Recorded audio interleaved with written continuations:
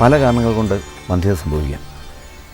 പൂർണ്ണ വന്ധ്യത എന്നത് വളരെ ചെറിയൊരു ശതമാനം പേരിൽ മാത്രം സംഭവിക്കുന്ന ഒരു പ്രശ്നമാണ്. പലപ്പോഴും കുഞ്ഞുങ്ങളുണ്ടാവാൻ വൈകുന്നത് ദമ്പതിമാരുടെ അജ്ഞത കൊണ്ടും അനുബന്ധ രോഗങ്ങൾ കൊണ്ടുമാവാം.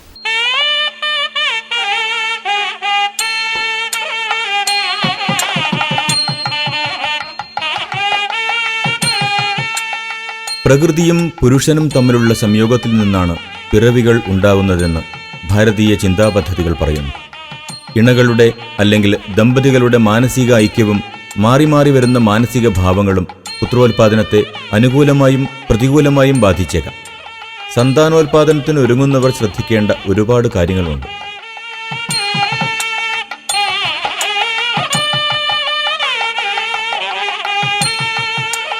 ഇപ്പോൾ കണ്ടുവരുന്നതിൽ ഒട്ടുമിക്ക കേസുകളും സബ്ഫെർട്ടിലിറ്റിയാണ്. അപ്പോൾ ഒരു പേഷ്യൻസ് അല്ലെങ്കിൽ ഒരു ദമ്പതികൾ കുഞ്ഞുങ്ങൾ ഉണ്ടാകുന്നില്ല എന്നുള്ളൊരു വിഷമായിട്ട് നമ്മുടെ അടുത്ത് വന്നാൽ അവരെ നമ്മൾ വളരെ അടുത്ത് അവരുടെ ക്ലോസ് ആയിട്ട് അവരുടെ ഒരു ഫ്രണ്ടിനെ പോലെ തന്നെയാണ് അവരോട് ചോദ്യം ചോദിച്ച് അവരുടെ കാര്യങ്ങൾ ആദ്യം മനസ്സിലാക്കി വയ്ക്കുന്നു. ഈ ചികിത്സയുടെ ഇടയ്ക്ക് ചില അനുഭവങ്ങളുണ്ടെന്ന് വെച്ചാൽ വളരെ ചിലപ്പോൾ അവർക്ക് മരുന്നൊന്നും വേണ്ടി വരില്ല. കുറച്ച് ബേസിക് കാര്യങ്ങൾ അവർക്ക് പറഞ്ഞു കൊടുത്താൽ പോലും ആ കാര്യം കൊണ്ട് തന്നെ അവരുടെ ഫെർട്ടിലിറ്റി നല്ല ക്ലിയർ ആവുന്നത്. അപ്പോൾ നമുക്കൊരിക്കലും അതിന് ഇൻഫെർട്ടിലിറ്റി മാനേജ്മെൻറ്റ് എന്ന് പറയാൻ പറ്റില്ല. ആക്ച്വലി സബ്ഫെർട്ടിലിറ്റി പോലും അല്ല. ചിലപ്പോൾ അവർ എഡ്യൂക്കേഷനിൽ നല്ല ഉയർന്നവരായിരുന്നിരിക്കണം, പക്ഷേ ചില കാര്യങ്ങൾ ചിലപ്പോൾ മിസ് ചെയ്ത് പോകുന്നതായിരിക്കും. സാധാരണയായി ഒരു 90% ആൾക്കാരും വിവാഹത്തിൻ്റെ 18 മാസത്തിനുള്ളിൽ കൺസീവ് ചെയ്യുന്നതായിട്ട് കണ്ടിട്ടുണ്ട് സാധാരണയായി. അതിനൊരു തടസ്സം വരുമ്പോൾ ചിലപ്പോൾ ദമ്പതികൾ തന്നെ ആദ്യം വേണ്ട എന്ന് വെക്കുന്നതാവാം, പിന്നീട് പലതരം കോൺട്രസെപ്റ്റീവ്സ് പിൽസ് ചിലപ്പോൾ യൂസ് ചെയ്യുന്നു എന്നിരിക്കാം. അപ്പോൾ അങ്ങനെയുള്ള കാര്യങ്ങൾ കൊണ്ടാണ് അത് മാറ്റി വയ്ക്കുന്നതെങ്കിൽ ചിലപ്പോൾ ഈ മരുന്ന് ഉപയോഗം കൊണ്ട് തന്നെ അവർക്ക് എന്തെങ്കിലും ഹോർമോണൽ വ്യതിയാനങ്ങളും വന്നിരിക്കാം. അപ്പോൾ ഇവരുടെ ഹിസ്റ്ററി ചോദിക്കുമ്പോൾ ഈ കാര്യങ്ങളെല്ലാം ചോദിച്ചു വെച്ച് എപ്പോഴാണ് അവർ കുട്ടികൾക്ക് വേണ്ടി ശ്രമിച്ചു തുടങ്ങിയത്, എന്നിട്ട് എന്തൊക്കെ അവർക്ക് ബുദ്ധിമുട്ട് നേരിട്ടു എന്നീ കാര്യങ്ങളൊക്കെ ചോദിച്ചിട്ടാണ് നമ്മൾ അവരുടെ ചികിത്സ ആരംഭിക്കുന്നത്. അതിൽ തന്നെ വളരെ വ്യക്തമായിട്ട് ചിലർ പറയും, പല മാഗസിനുകളും ഞങ്ങൾ വായിച്ചു, വായിച്ചിട്ട് അതിനകത്ത് പറഞ്ഞിരുന്നു എന്താണ് ശുദ്ധമായ ആർത്തവും ശുദ്ധമായ ബീജവും യോജിച്ചാണ് കുട്ടി ഉണ്ടാവുമെന്ന് പറഞ്ഞിരുന്നു. അതുകൊണ്ട് തന്നെ എല്ലാ പ്രാവശ്യവും അതേ സമയത്ത് നമ്മൾ നോക്കിയെന്ന് പറയും. പക്ഷേ ആക്ച്വലി ഈ ആർത്തവകാലം എന്ന് അവിടെ ഉദ്ദേശിക്കുന്നത് ശരിയായിട്ടുള്ള ബീജ ശ്രവണകാലമാണ്. അത് വായിക്കുന്നവർക്ക് മനസ്സിലാകാതെയോ എന്തെങ്കിലും പോകുന്നതുകൊണ്ടാണ് അങ്ങനെ ഒരു അവസ്ഥ വരുന്നത്. പക്ഷേ ഇവർ അതും ഇപ്പോഴത്തെ ഇഷ്ടംപോലെ മാഗസിൻ ഉണ്ടല്ലോ, അപ്പോൾ അതിലെല്ലാം വായിച്ചിട്ട് ഇങ്ങനെ. പക്ഷേ അപ്പം നമ്മൾ ഒരു പേഷ്യൻസിന് അല്ലെങ്കിൽ സാധാരണ ജനങ്ങൾക്ക് നമ്മൾ കൊടുക്കുമ്പോൾ യഥാർത്ഥ സമയം എന്താണെന്നുള്ളത് ഇതെന്ന് വെച്ചാൽ എപ്പം വേണേലും ആകാമെന്നല്ല, ഒരു സ്ത്രീയുടെ ആർത്തവ ചക്രത്തിൻ്റെ ഏകദേശം മധ്യത്തോടനുബന്ധിച്ച സമയമാണ് ഫെർട്ടിലിറ്റിക്ക് കൂടുതൽ സാധ്യതയുള്ള സമയം. ചിലപ്പോൾ ജോലി കൊണ്ടോ പിന്നെ ട്രാവൽ ചെയ്യുന്നതുകൊണ്ടോ എന്തെങ്കിലും വീട്ടിലെ ചെറിയ നിസാര പിണക്കങ്ങൾ കൊണ്ടുപോലും ആ സമയം നഷ്ടപ്പെട്ടു പോവാം. അല്ലാതെ ബാക്കിയുള്ള സമയത്ത് നോക്കിയിട്ട് ശരിയായില്ല എന്ന് പറയാൻ നമുക്കൊരിക്കലും അത് ഇൻഫെർട്ടിലിറ്റി ആയിട്ട് കണക്കാക്കാൻ പറ്റില്ല. അപ്പോൾ അവർക്ക് ആ സമയം നമ്മളൊന്ന് പറഞ്ഞു കൊടുക്കുക. അപ്പോൾ 28 ദിവസം സമയമുണ്ട്, അല്ല 28 ദിവസമാണ് ഒരു ഋതുചക്രം. അതിൻ്റെ 14-ാം ദിവസമാണ് കറക്റ്റായിട്ട് മെൻസ്ട്രേറ്റ് ചെയ്യുന്ന ഒരു സ്ത്രീക്ക് ഓവുലേഷൻ സംഭവിക്കുന്നത്. അപ്പോൾ 14 ദിവസത്തിന് ഒരു 3 ദിവസം മുന്നെയോ ഒരു 5 ദിവസം ശേഷമോ അല്ലെങ്കിൽ ഏകദേശം ഞാൻ പറഞ്ഞു കൊടുക്കാറ് 10 മുതൽ എന്ന് വെച്ചാൽ പീരീഡ്സിൻ്റെ ഡേ 1-നെ 1 ആയിട്ട് കണക്കാക്കുക. എന്നിട്ട് 10-ാം ദിവസം മുതൽ 20-ാം ദിവസം വരെ ഉള്ള ദിവസങ്ങളിൽ ഒന്നിടവിട്ടുള്ള ദിവസങ്ങളിൽ ശ്രമിക്കുക പറയും, നോക്കുക പറയും. അപ്പോൾ അത് തന്നെ ഫ്രീ ആയിട്ട്, കാരണം ചിലർ ഈ കുറേ ചികിത്സയൊക്കെ കഴിയുമ്പോഴത്തേക്ക് ടെൻഷനായി ഭയങ്കര ഇതായിട്ടാണ്. പക്ഷേ ആയുർവേദത്തിൽ പറയുമ്പോൾ സൗമനസ്യം ഗർഭധരാണാം ശ്രേഷ്ഠം എന്നാണ് പറയുന്നത്. എന്ന് വെച്ചാൽ ഒട്ടും ടെൻഷനില്ലാത്ത അവസ്ഥ, ടെൻഷനില്ലാതെ ശരിക്കും അവർ സംരക്തം മിഥുനം മിത എന്നാണ് പറയുന്നത്. എന്ന് വെച്ചാൽ അവർ നല്ല ഇഷ്ടത്തോടു കൂടി നല്ല രീതിയിൽ അങ്ങനെ ആകുമ്പോൾ കുട്ടികളുണ്ടാവാൻ തടസ്സമൊന്നും വരില്ല. ഈ കുറേ ഫാക്ടേഴ്സ് ഉണ്ട്. ഇപ്പം ഇമോഷണൽ വരുമ്പോൾ കറക്റ്റായിട്ട് സ്പേം വരില്ല, അല്ലെങ്കിൽ കറക്റ്റായിട്ട് ഇജാക്കുലേഷൻ നടക്കണില്ല, അങ്ങനെയൊക്കെയുള്ള പ്രശ്നങ്ങളെല്ലാം ഇതുകൊണ്ടങ്ങ് മാറിക്കിട്ടും. അപ്പോൾ അങ്ങനെ വരുമ്പോൾ എന്നിട്ട് അങ്ങനെ നോക്കിയിട്ടും ആകാത്തൊരു കേസ് ഉണ്ടെങ്കിൽ അതെന്തുകൊണ്ട് അങ്ങനെ ആകുന്നില്ല എന്നുള്ളത് നമുക്ക് ബാക്കി പരിശോധന നോക്കും. അപ്പോൾ ആദ്യം ഇവരോട് ചോദ്യം ചോദിച്ച് ഇവരുടെ ഹിസ്റ്ററി മനസ്സിലാക്കിയതിന് ശേഷം, ഇവരുടെ രീതികൾ മനസ്സിലാക്കിയതിന് ശേഷം ആദ്യം അവർക്കൊരു കൗൺസിലിംഗ് കൊടുക്കുക. നോർമലി നമ്മൾ ഒരു കുഞ്ഞാകാൻ വേണ്ടി ഇങ്ങനെ കാര്യങ്ങൾ ശ്രദ്ധിക്കുക, ഇങ്ങനെ നോക്കുക എന്ന് പറയും. പിന്നീട് ആ കൗൺസിലിംഗ് നമുക്ക് ഈ ഹിസ്റ്ററിയുടെ ഇടയ്ക്ക് ചിലപ്പോൾ മനസ്സിലാവും ഇവർക്ക് എന്തോ ചെറിയ തടസ്സങ്ങളുമായി അല്ലെങ്കിൽ എന്തോ ചെറിയ കുഴപ്പങ്ങളുണ്ട്. അപ്പോൾ ഉണ്ടെങ്കിൽ ആദ്യം സിംപ്ലസ്റ്റ് ആയിട്ടുള്ള ലീസ്റ്റ് ഇൻവാസീവ് എന്ന് പറഞ്ഞാൽ ഈ എല്ലാ പരിശോധനകളും ഇപ്പം ഉള്ളിലോട് അങ്ങനെ വരാണ്ട് ലീസ്റ്റ് ഇൻവാസീവും മോസ്റ്റ് പവർഫുള്ളായിട്ടുള്ള കുറച്ച് ടെസ്റ്റുകൾ ആദ്യം കൊടുക്കുക.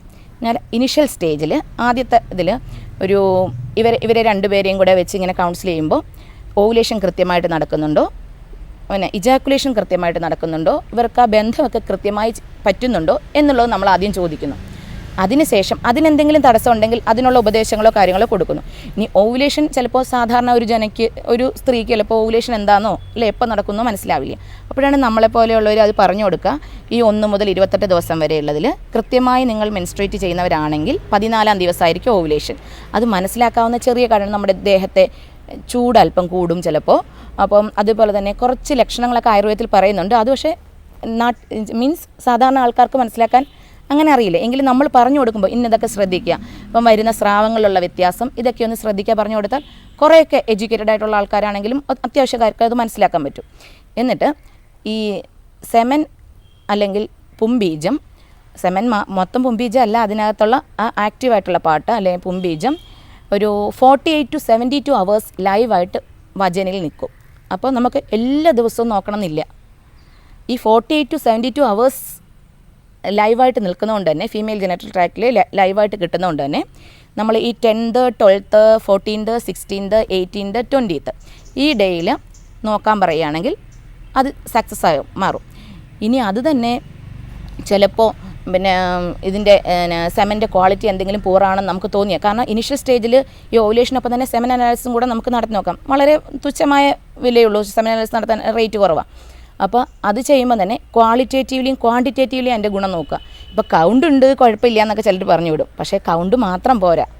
അതിൻ്റെ കൗണ്ട് എന്ന് വെച്ചാൽ അതിൻ്റെ ക്വാണ്ടിറ്റി ഉണ്ട്, പക്ഷേ അതിൻ്റെ ക്വാളിറ്റേറ്റീവ്ലി അതിന് മോട്ടിലിറ്റി ഉണ്ടോ, അത് കറക്റ്റായിട്ട് എന്നുവെച്ചാൽ അതിനകത്ത് മോർഫോളജിക്കലി അബ്നോർമാലിറ്റി ഒന്നും ഇല്ലാത്ത, ഹെഡ് ഡിഫക്റ്റ് ഇല്ലാത്ത, ടെയിൽ ഡിഫക്റ്റ് ഇല്ലാത്ത, പിന്നെ മൈറ്റോകോൺട്രിയൊക്കെ നേരെയുള്ള സ്പേമാണോ, അതേപോലെ തന്നെ ഇതിന് ആവശ്യത്തിനുള്ള ആഹാരം ഇതിനകത്തുണ്ടോ. അപ്പോൾ അങ്ങനെയുള്ള കുറേ കാര്യങ്ങളുണ്ട്. അതിൻ്റെ ക്വാളിറ്റി മനസ്സിലാക്കണം. അപ്പോൾ ആ കാര്യം ഇപ്പം വെച്ചാൽ അരമണിക്കൂർ എത്ര മൂവ്മെൻറ്റ് വരുന്നു, 1 മണിക്കൂർ എത്ര മൂവ്മെൻറ്റ് വരുന്നു, ആ മൂവ്മെൻറ്റ് മോട്ടിലിറ്റിനെയും കൂടെ ഇതിനകത്ത് കാര്യമാക്കണം. ശരിക്കും പറഞ്ഞാൽ കൗണ്ടിനേക്കാൾ ഉപരി മോട്ടിലിറ്റി തന്നെയാണ് ഇതിനകത്ത് ഏറ്റവും വലിയ ഫാക്ടർ. അപ്പം അത് മനസ്സിലാക്കുക. അതോടൊപ്പം തന്നെ അപ്പോൾ ആ ടെസ്റ്റിൽ നമുക്കിത് മനസ്സിലാക്കാൻ പറ്റും. അതിനെന്തെങ്കിലും ബുദ്ധിമുട്ടുണ്ടെങ്കിൽ തീർച്ചയായും അവർക്ക് നമുക്ക് നല്ല രീതിയിലുള്ള ആയുർവേദ മെഡിസിൻ ഉണ്ട്.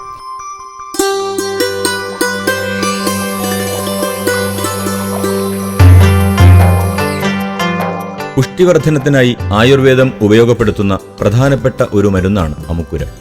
പ്രത്യുൽപാദനപരമായ ഒട്ടനവധി കാര്യങ്ങളിൽ അമുക്കുരം ഉപയോഗപ്പെടുത്തുന്നുണ്ട്. അമുക്കുരം ഇത് സംസ്കൃതത്തിൽ അശ്വഗന്ധ എന്നറിയപ്പെടുന്നു. വിതാനിയ സോംനിഫെറ എന്ന ശാസ്ത്രീയ നാമത്തിൽ അറിയപ്പെടുന്നു. ഇത് ഇൻഫെർട്ടിലിറ്റി ചികിത്സയിൽ വലിയൊരു പങ്ക് വഹിക്കുന്നുണ്ട്. ഇതിൽ ധാരാളമായിട്ട് സ്റ്റിറോയിഡൽ ലാക്ടോണുകളും ആൽക്കലോയിഡ്സും ഒക്കെ അടങ്ങിയിട്ടുണ്ട്. കൂടുതലായിട്ടും ആർത്തവ സംബന്ധമായ പ്രശ്നങ്ങളുടെ ചികിത്സയ്ക്കും അതുപോലെ സ്പേം കൗണ്ട് കൂട്ടുന്നതിനൊക്കെ ആയിട്ട് ആയുർവേദത്തിൽ പല ഔഷധങ്ങളിലായിട്ട് ഉപയോഗിച്ചു വരുന്നു. ഇത് തനിയെ തന്നെയും ഒരു രസായന ഔഷധമായിട്ട് നമ്മൾ ഉപയോഗിക്കുന്നുണ്ട്. അശ്വഗന്ധ എന്ന സംസ്കൃത നാമത്തിൽ അറിയപ്പെടുന്ന അമുക്കുരം ചേർന്ന അശ്വഗന്ധ രസായനം, അശ്വഗന്ധാദി ലേഹ്യം തുടങ്ങി നിരവധി ഔഷധങ്ങൾ ആയുർവേദത്തിലുണ്ട്. ക്ഷീണം മാറാനും ശരീരത്തിന് ഓജസ്സു പകരാനും അമുക്കുരത്തിന് കഴിയും. വൈദ്യനിർദ്ദേശപ്രകാരമുള്ള ഇത്തരം മരുന്നുകൾ കഴിക്കുന്നതിലൂടെ സത്സന്താനലബ്ധിക്കായി ശരീരത്തെ ഒരുക്കിയെടുക്കാൻ കഴിയും.